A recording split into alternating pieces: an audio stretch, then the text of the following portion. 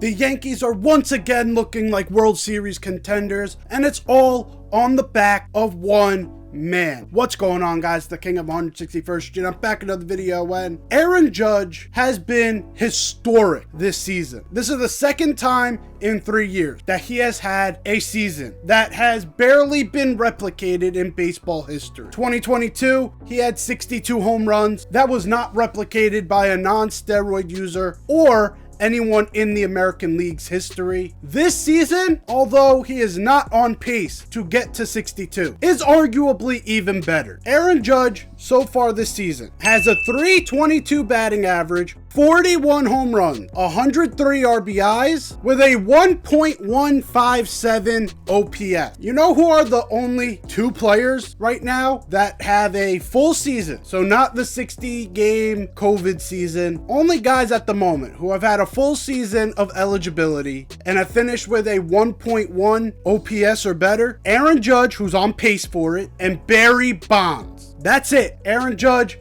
has had the fourth best season in terms of OPS. The 3 seasons above him are Barry Bonds' season, and he's also passed a Barry Bonds season. It's absolutely incredible what Aaron Judge has done. He's doing things that even Barry Bonds didn't get done to him. Aaron Judge is the first player in modern history to be intentionally walked in the second inning with 2 outs and no one on. It may sound, since it's a long thing to say, it's a Sports Center stat. Oh, that's a random ass stat. It's really not, because if you think about that scenario, 2 outs, no one on. Usually that tells you, okay, I can finally challenge this guy. For it to have never happened to Barry Bonds, 2 outs, don't want to take no chances of getting a number on the board. What that proves that Aaron Judge is officially more dangerous at the plate than he is on base. And you may say, well, obviously, but really that's not obvious, because if we take out who's behind him, right? Just look at the scenario. Are you more likely to score if you get on base or if you're at the plate? 99% of the time you say if he's on base. Aaron Judge is one of the only people in baseball history where you say, I have a better shot of getting out of this inning with no runs given up if he's on base. That's incredible. That's outstanding. And yes, when you combine Juan Soto, when you combine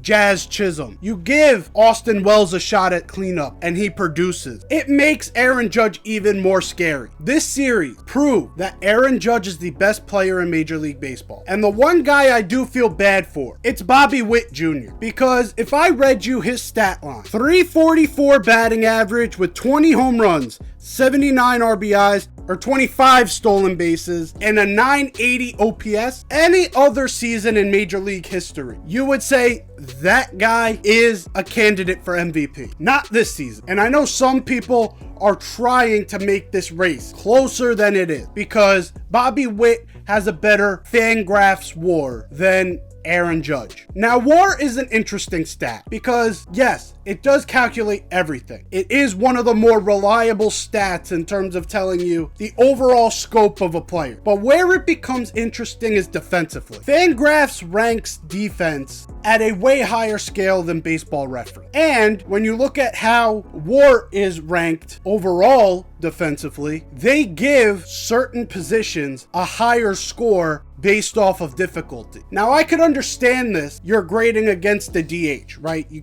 don't want a DH and a shortstop to be graded on the same level playing field. Trying to decide whether shortstop or center field is more important, you're starting to split hair. But Fangraphs rank shortstops higher than center fielders. So Bobby Witt is already elevated to a higher standard than Aaron Judge based off the fact that he plays the more advantageous position. So WAR, in some ways, is unreliable in that way. If you're trying to go player to player and you just use WAR, you also have to make sure you take into account the grading they give for the position they play. So I do feel really bad for Bobby Witt. Bobby Witt has had an amazing year. He is an incredible player. Bobby Witt Jr. may become one of the faces of baseball in the next 5 years. If not, he might already be up there. It's only like his second or third year, and he's putting up stats like that. The Royals are lucky to have him. The main reason they are in a pennant race or even a playoff race in general is because they have that guy there. But let's not get things twisted. He's having a great year,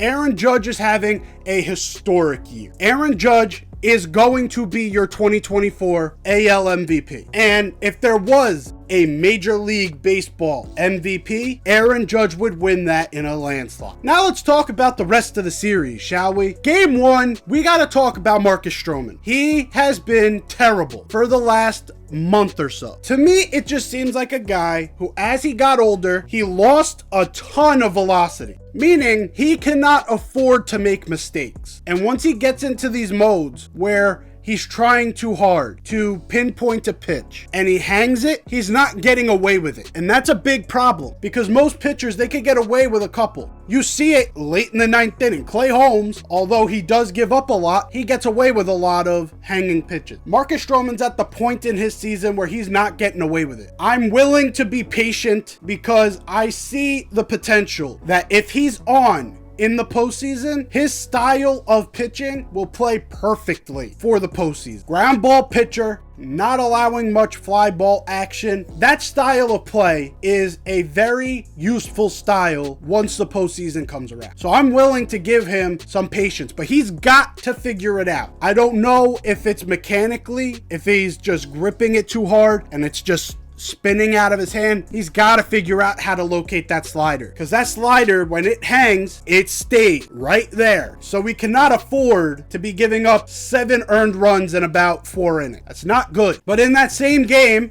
Aaron Judge gets his 40th home run with a 477-foot shot, the 3rd longest in Aaron Judge's career. It's insane what Aaron Judge has done, but I just went through everything Aaron Judge has done. Let's move on. Anthony Volpe has been on an absolute tear since the start of the second half. He hit another home run in the 4th inning to make this game a 7-4 ball game. It seems as though Anthony Volpe is the type of hitter that is never satisfied. That to me is a perfect quality to have here in New York. Never being satisfied. He started off earlier in the year with over a 300 batting average, and we're all looking like, damn, this is the guy we need. Pitchers started to adjust to him, and he got into a slump. Over that week where the All-Star break was happening, Anthony Volpe went into the lab, and he said to himself, how do I get my swing back? How do I make my swing better? And it seems like that swing is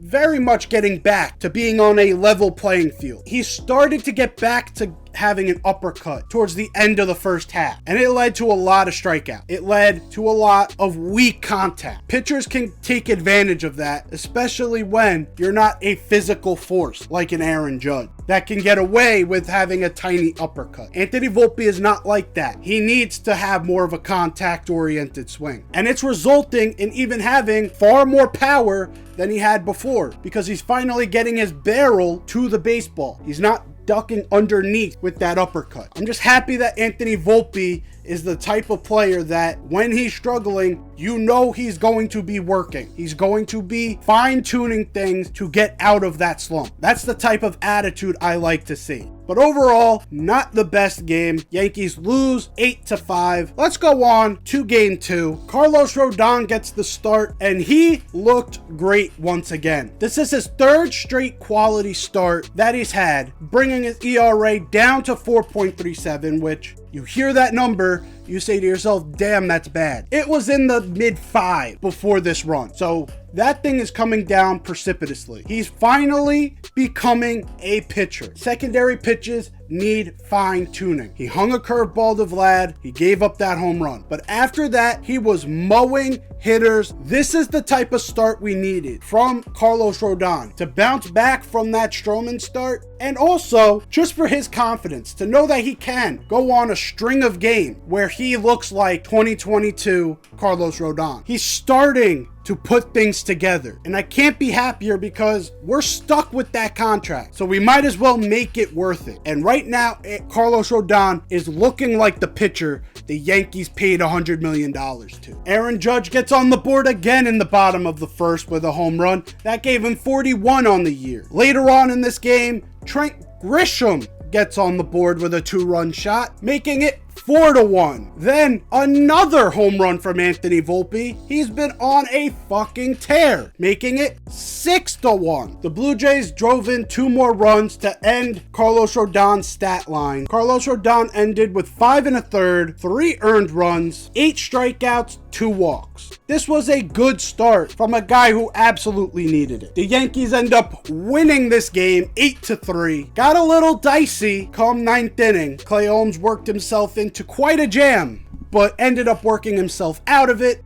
Let's move on to Game 3. Game 3, you had Garrett Cole on the mound, and Garrett Cole, although up and down this season, has had moments where he's looked really good. Today, he started off not looking that way. He had a good first inning, and then the second inning, things started to unravel. 2 runs for Toronto, making it a 2-0 game. That score stood until the bottom of the 6th, which that inning started off with Jazz Chisholm, who gets a single down the left field line. Anthony Volpe comes up and he gets a single up the middle. Now we got something brewing. There's a double steal. Jazz Chisholm and Anthony Volpe both go. Both are safe. Trent Grisham grounds out 2-1. DJ LeMahieu comes up. He gets a sac fly. It's a tie ball game. Jazz Chisholm brings a dynamic to this team that the Yankees were lacking. That amount of speed is going to kill later on in the season. Getting Jazz really brought an energy to this team that this team really needed. Stacking Volpe and Chisholm in the same spots, perfect idea from Aaron Boone. I have to give him credit on that because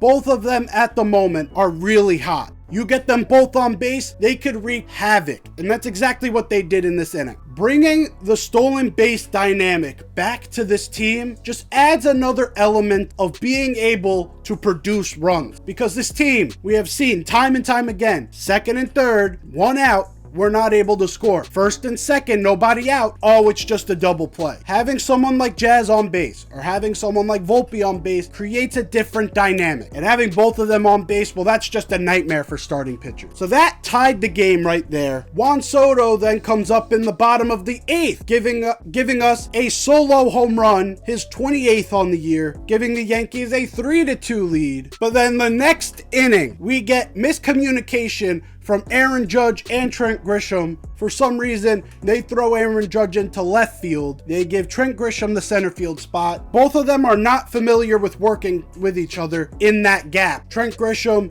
should have held on to that ball. Didn't. Gives up the double. That's the run that scores. Could have been a grand slam, if we're being honest. Clay Holmes really got away with one there. That ties the game. We go into an over hour and a half rain delay.